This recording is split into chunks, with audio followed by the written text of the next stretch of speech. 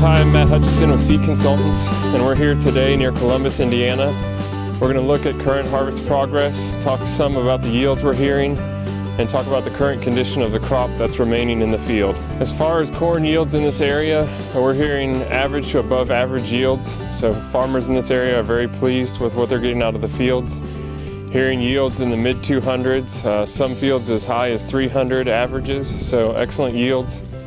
Corn is still standing well. The corn that's in the fields at this point, there's probably 50% or less of the corn harvest yet to be done in this area. Although we're not in a bean field, beans to this point are pretty well completely harvested in this area. There are a few bean fields here and there left, but all in all, that bean harvest is pretty well wrapped up.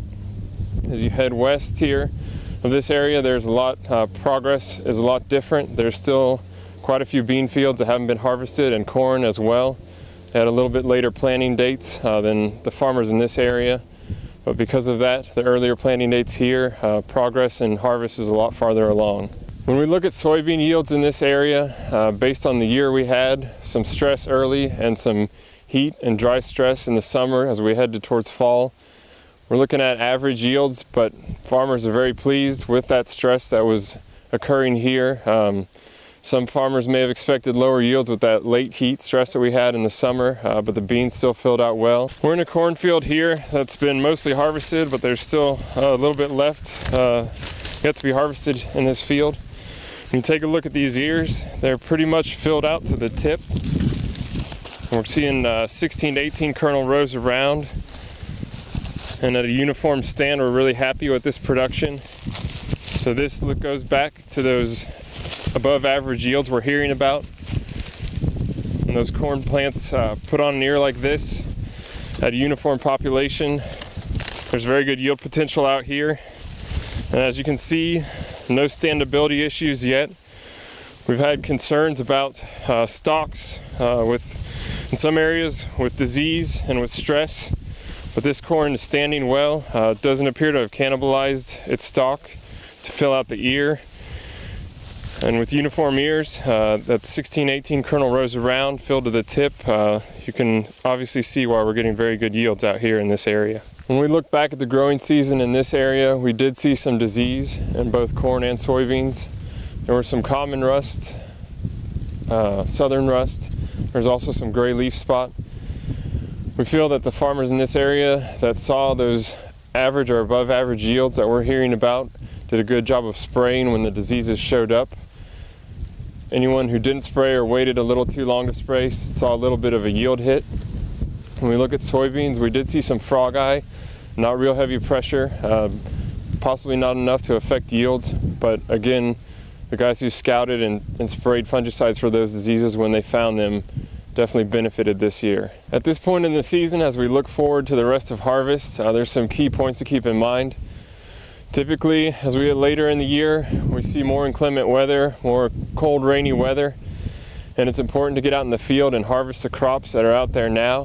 When you look at soybeans, if you keep getting periods of rain and drying, you can start to see shattering in the pods. You can start to lose some of your beans onto the ground, and that's going to be lost yield potential you can't get back. When we look at corn, there's been a lot of discussion this year with possibility of leaving corn in the field as long as possible to let it dry down. At this point in the year, it's really important to get out there and start harvesting that corn. There's been a lot of progress made in terms of drying down in the field, but at this point, it's only going to be a possible problems coming up if the corn stays in the field for much longer than necessary. You can start to see stalk quality issues, corn going down. You can start to see grain quality issues. You want to make sure at this point that when the weather's fit, that we're running our crops to get them out of the field to make sure we get everything that was produced this year by the corn crop. As we look back at the 2017 growing season and look forward to the 2018 growing season, there are some key takeaways we have when we look back at this year and try to make sure we have a successful year next year. One key takeaway that we saw this year is the importance of being ready to plant early and timely planting when conditions are right. We saw a window of planting opportunity across the state of Indiana towards the end of April, around the 20th, and then some cooler wet weather that moved in around the 26th or 27th. There was a lot of success with crops planted in the early part of that window. Crops that were planted right before the cool, wet weather really struggled. In some areas there was replant, and in areas where crops weren't planted, there was a wide gap there and a delayed planting window. So the important key takeaway is that the successful crops that were planted early did very well and were harvested earlier. The crops that were replanted or were planted late as a result of that weather are just now ready to be harvested. So in addition to a delayed planting, we have delayed harvest, and that exposes us to other potential issues with standability and difficulty at harvest time.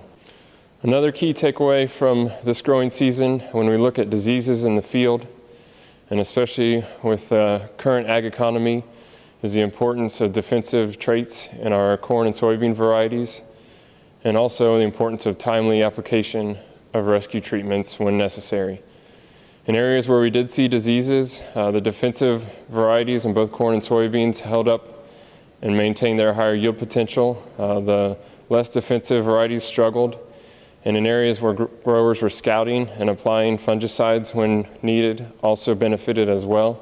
So moving forward, it's really important to pay attention to what types of defensive traits you have with your varieties, whether it's disease in corn or disease in soybeans, and it's always important to scout, identify issues as soon as they come up, and make a decision whether or not a rescue treatment needs to be made. And on a final note, as we wrap up harvest here for this year, it's important to start thinking about weed control for next year.